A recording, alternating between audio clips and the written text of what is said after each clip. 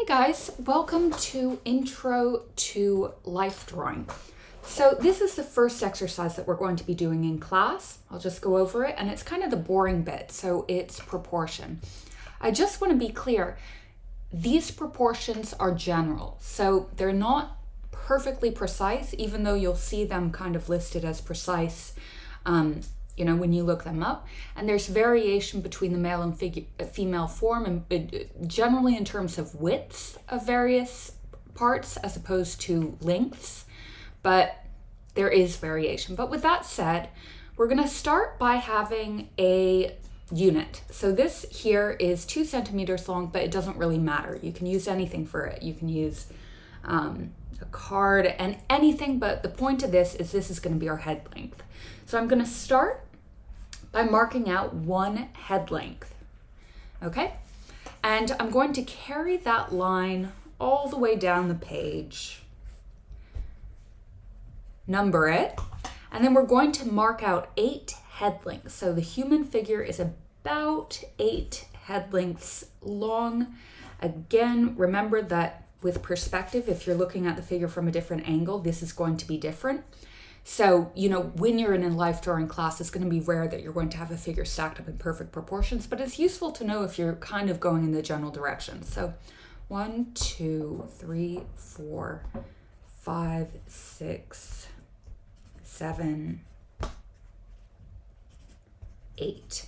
Okay, and now let's turn this first one into a little oval, so not too wide. It's about kind of like half the width wide. And that's going to be our head. Now, about 1/4 of the way down, we're going to do a little line. This is going to be where our neck is going to be. And on either side of the neck, we're going to do just a little dot here for the shoulder blades. This is about 1 head's length wide. And that's going to be where the shoulder bones are. So we can just turn this into a little neck. And this is going to be useful because we're also going to use it for the size of the hips. Okay, now at the bottom of the 4th, this is where the legs are going to meet the torso more or less, a little bit lower than that, but essentially we can divide the upper body and the lower body around to the 4th. So let's move on to the rib cage.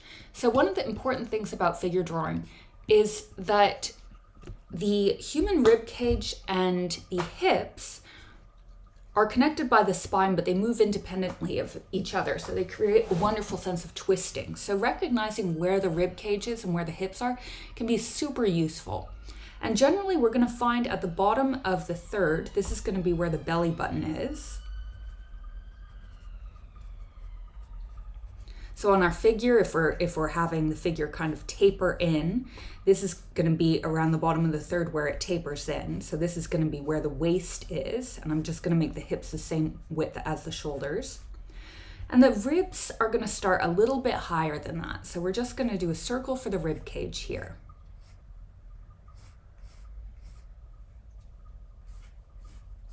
Because the neck actually comes down. So the neck doesn't just sort of stop on the side, the neck comes down like this, and we've got the nice rib cage here.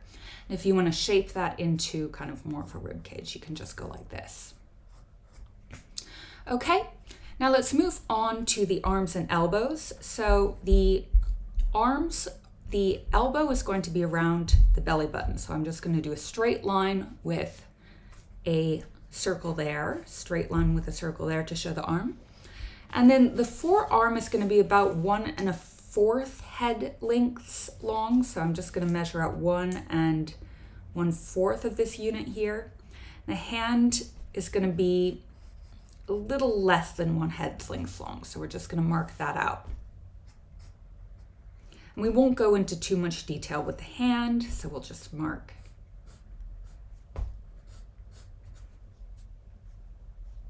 out the sides here.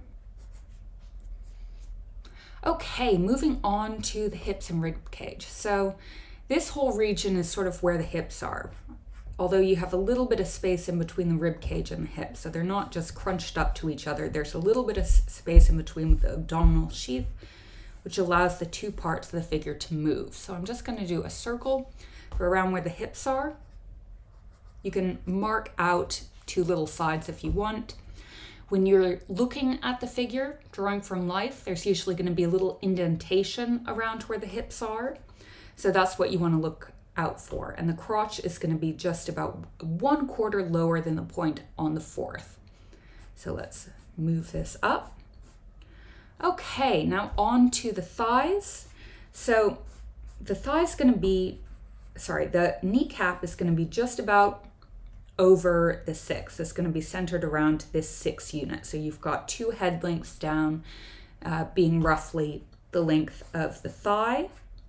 And then with the space remaining, we're going to move down to the ankles. Now the ankles are going to be a little bit up in the 8th quadrant. You're usually just going to see the ankle. You're not going to see the entire foot. So you're going to see something that's very foreshortened, very in perspective. And let's just do a straight line here. Usually you're going to see the foot as like a block, because if the toes are facing towards you, they're just going to be blocky. But if you do happen to see the foot on its side, it's going to be about 1 head's length long. So let's say this is the ankle.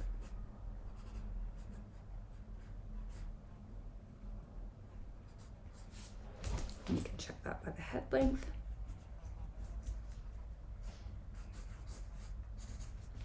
All right, so that's the female figure. A male figure, the shoulder blades are going to be a little bit wider than the hips, but otherwise they're pretty similar. So from here we can start to add in some more details and take a look at contrapposto.